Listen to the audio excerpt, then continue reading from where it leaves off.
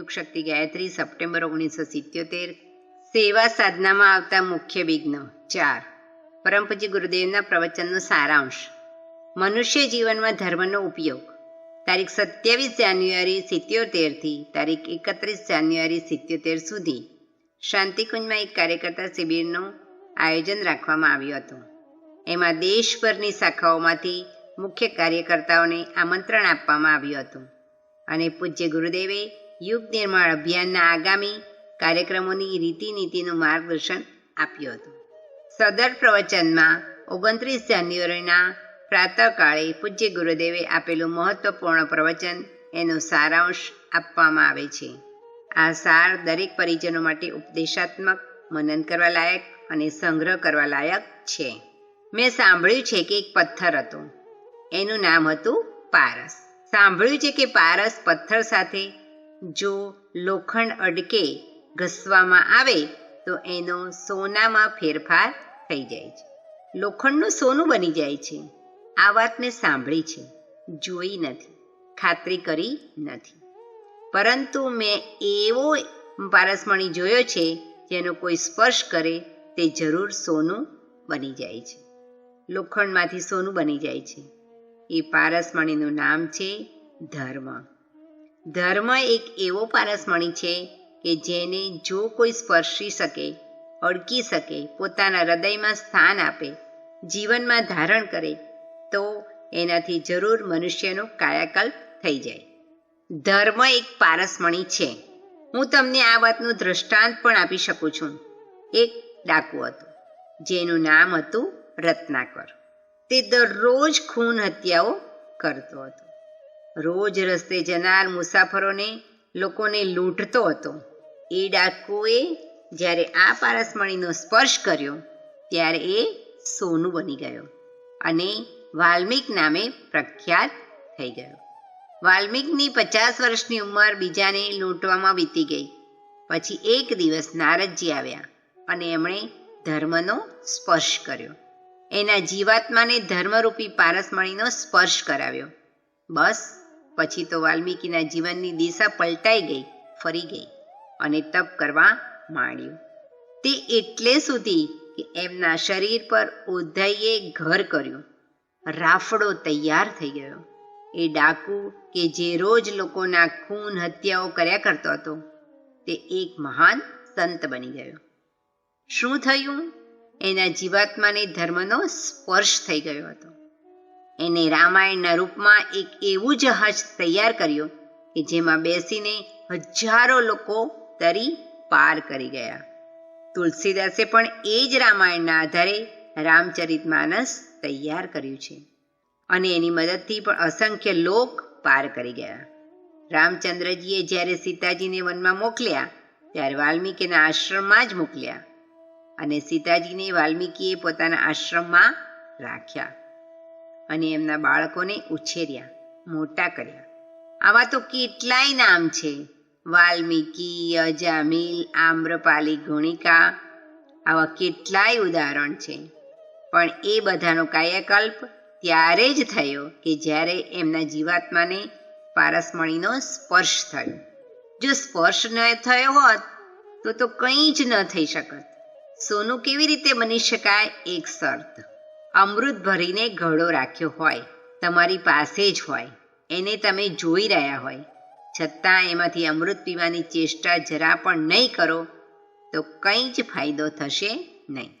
અમૃતત્વ મેળવવા માટે એક ખાસ જરૂરી છે કે તમે એ ઘડામાંથી કંઈક અમૃત પીઓ.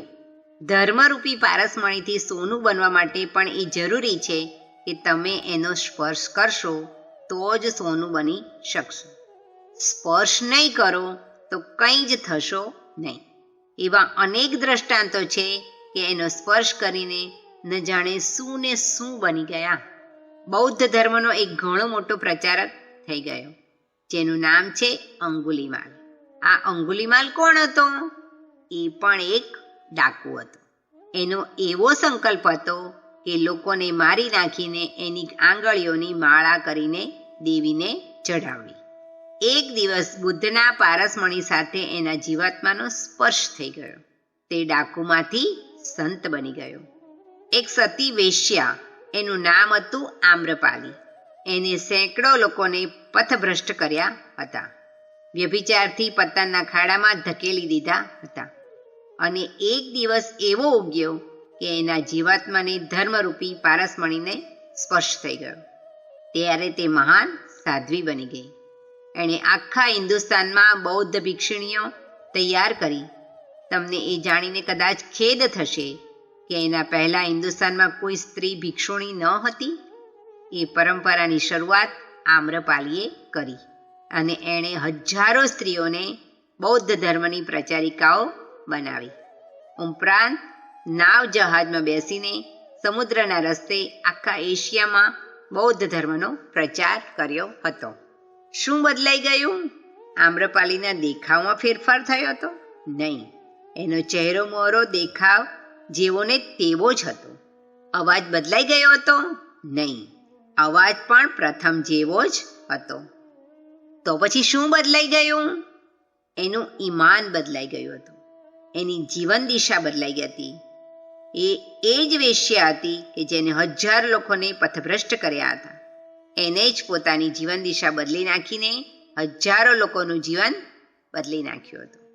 જીવનની દિશા અને ધર્મની દશા. જીવનની દિશા ધર્મ દ્વારા બદલી શકાય છે, પરંતુ આજે એ શક્તિની જે મસ્કરી થઈ રહી છે એનાથી દુઃખ થાય છે.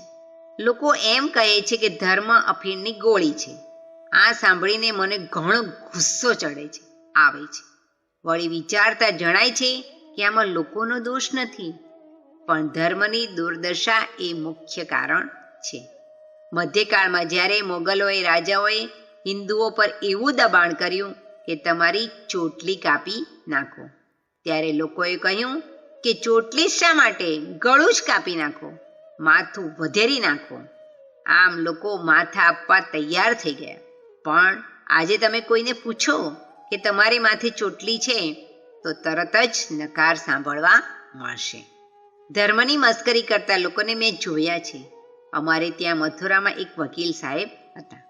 એમની દીકરી MA પાસ હતી ને એનું લગ્ન થવાની તૈયારી હતી. વર વિલાયતથી ભણીને આવ્યો હતો. પંડિતો શ્લોકો બોલી રહ્યા હતા. વર વધુ બંને હેરાન જણાતા હતા. વરે પંડિતને પૂછ્યું કે માફ કર, જો હું એક વાત પૂછવા માંગુ છું. હા પૂછો, પંડિતે કહ્યું. વરે પૂછ્યું કે તમે શું બોલી રહ્યા છો? અમે તમારા વતી ભગવાનને પ્રાર્થના કરીએ છીએ અને એમ જણાવીએ છીએ કે તમારે શું કરવું, કેવી રીતે વર્તવું. વરે પૂછ્યું, અને પેલા પંડિત શું કરી રહ્યા છે? તેઓ કન્યાવતી ભગવાનને પ્રાર્થના કરે છે. વરરાજાએ કહ્યું, ભલે સાહેબ, સમજાયું કે આપ અમારા વકીલ છો અને પેલા પંડિત કન્યાના વકીલ છે કે જે અમારા વતી ભગવાનને કહી રહ્યા છે. પછી વરરાજાએ પૂછ્યું કે હવે કેટલી વાર છે, ક્યારે પૂરું થશે? પંડિતજીએ કહ્યું, હવે વધુ બાકી નથી. પાણી ગ્રહણ, ગ્રંથિબંધન, પરિક્રમા. ત્યારે વરે વધુને કહ્યું, ચાલો ચાલો, આપણે ત્યાં ઘણા જ મહેમાન આવ્યા છે, એમની સાથે બેસીશું, વાતચીત કરીશું. જે બાકીનું કામ છે તે આ પંડિતો પૂરું કરશે. તેઓ જ અંદરો અંદર પાણી ગ્રહણ, ગ્રંથિબંધન, પરિક્રમા કરી લેશે. આપણે તો આમાં કાંઈ જ સમજી શકતા નથી. એમ કરીને ઉઠવા લાગ્યા. ત્યારે બીજા સગા સંબંધીઓએ તેમને સમજાવ્યા. ત્યારે તેઓ બેઠા. આ ઘટના મારાથી ભૂલી શકાતી નથી. આમાં ધર્મની મશ્કરી છે, ધર્મની સતામણી છે. જો ધર્મ જીવતો રહ્યો હોત તો લોકોમાં એક પ્રકારનું સુંદર જીવન પેદા કર્યું હોત, એક પ્રકારનો જોશ જોમ પેદા કર્યો હોત. હું એવા ધર્મને પેદા કરવા માટે તપ કરવામાં લાગ્યો હતો. ધર્મનું નવજીવન. હું ઈચ્છું છું કે મરેલો ધર્મ જીવતો થાય, એમાં એક નવું જીવન પેદા થાય. સગર રાજાના પુત્રો મરણ પામ્યા હતા. એમને જીવતા કરવાની જરૂર હતી.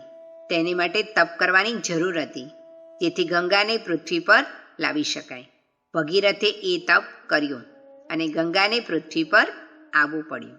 સગર રાજાના 60,000 પુત્રોને નવજીવન મળ્યું. વાત ઘણી જૂની છે, પણ હું ઈચ્છું છું કે ધર્મને પણ એવી નવી જિંદગી મળે. જો ધર્મ જીવતો રહ્યો હોત તો આપણે એવી સમસ્યાઓનો સામનો કરવો પડત નહીં. મુશ્કેલી એ છે કે ધર્મને નવો બનાવી શકાતો નથી. બીજી વસ્તુઓને નવી બનાવી શકાય છે. તાજમહેલ બનાવી શકાય છે, શહેરો બનાવી શકાય છે. જાઓ, ચંડીગઢ જઈને જુઓ યા યુરોપનો કોઈ નામાંકિત શહેર જુઓ તો ખાતરી થશે કે ખરેખર ચંડીગઢ જ છે. એનું નિર્માણ યુરોપના શહેર જેવું થયું છે. ધન્યવાદ. શાંતિકુંજ વિડિયો ગુજરાતી યુટ્યુબ ચેનલને સબસ્ક્રાઈબ કરો તથા બાકીના વિડિયોઝનો લાભ લેવા માટે બેલ આઇકન જરૂર દબાવો. ધન્યવાદ.